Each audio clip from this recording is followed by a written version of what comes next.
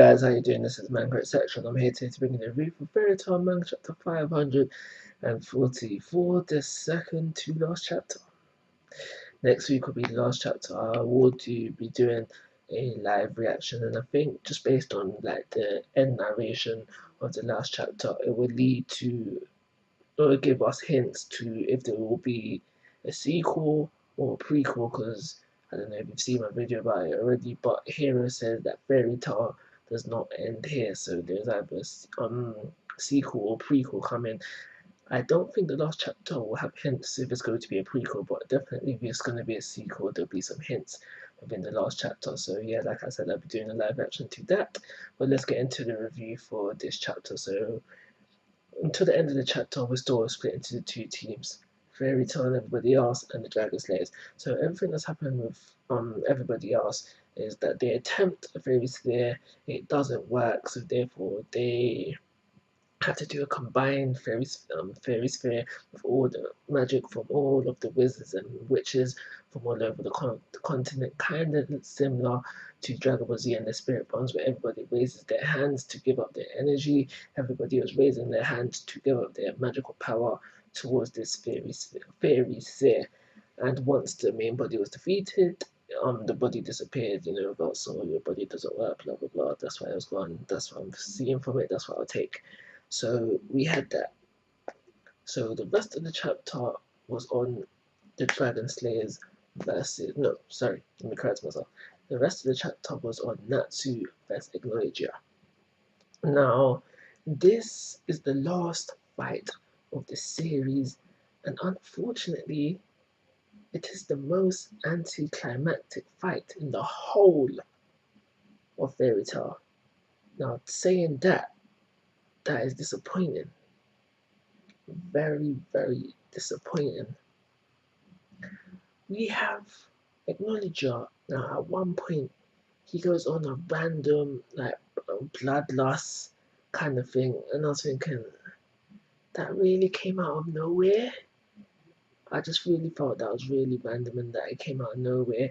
As he was getting defeated, he saw the errors in his ways, and now that was kind of random for me as well, but you know, it's cliche to have the villain see the error of their ways as they're defeated, so fair enough. And like I said, the final fight was anticlimactic. It was one hit, one punch, man. It was a one shot KO, and like I've been saying previously, they shouldn't, Natsu and them shouldn't have been able to defeat Acknowledger, because Acknowledger at this time knew time space magic, and that's how I assumed he was getting the upper hands prior to this moment. So yeah, we had that. I wasn't really feeling the way he was defeated. So if we just put the one shot aside, the attack used to defeat Ignitor wasn't even named. It was just a simple punch, and now it was hinted that this punch was the equivalent of Natsu reaching the strength level of Igneo and therefore able to defeat Acknowledger. That's what I was taking from it, because we had Acknowledger having flashbacks of Igneo during this moment in time. But that's besides the point. The attack wasn't named. I was expecting to hear roar of the dragon, fire, thunder, light, shadow, poison, everything, dragon. But no, it was just, I see you are, so you are the king. And you know, Gertrude was defeated. So yeah. So after a quick reread of Fairy Tail, I was literally looking for images to use as the thumbnail. I essentially realized what happened and why Acknowledger was defeated so easily. But I still agree, for the final fight of Fairy Tail, it was anticlimactic. So just in case you're like me and you just completely missed what happened, let me break it down for you though. So as we know, there's two factions, everybody else and what the Dragon Slayers are doing. As we know, everybody else trapped the body of Acknowledger on the ship, whatever. And like I said earlier on within this video, acknowledgers should have been able to use, because they'd be able to use time space magic to stop whatever Natsu attempted at him, but that wasn't the case. The reason why that wasn't the case is because it seems that whatever was affecting the body in the real world, if you want to call it that, was essentially affecting Acknowledger as well in the spiritual world.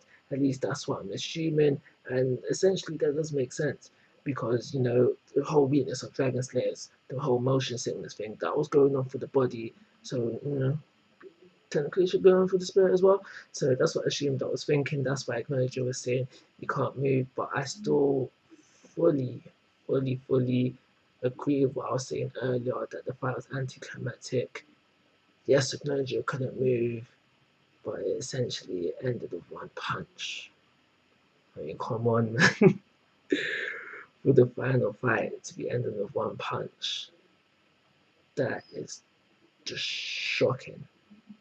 It's essentially shocking. Like, technically, you can argue, yes, there was a bit earlier within the fight where all the Dragon Slayers were attacking.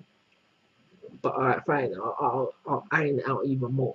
Acknowledge was defeated in one hit. That's anticlimactic, that's shocking, that's disappointed. For the final fight, just come on, man, that was just terrible. In a nutshell, very anticlimactic end to Fairy Tail. It's because of these reasons I'll be giving this chapter a 2-star rating, calling it a review. Like always, guys, I'm asking for your thoughts and opinions. If you haven't already, please subscribe to my YouTube channel.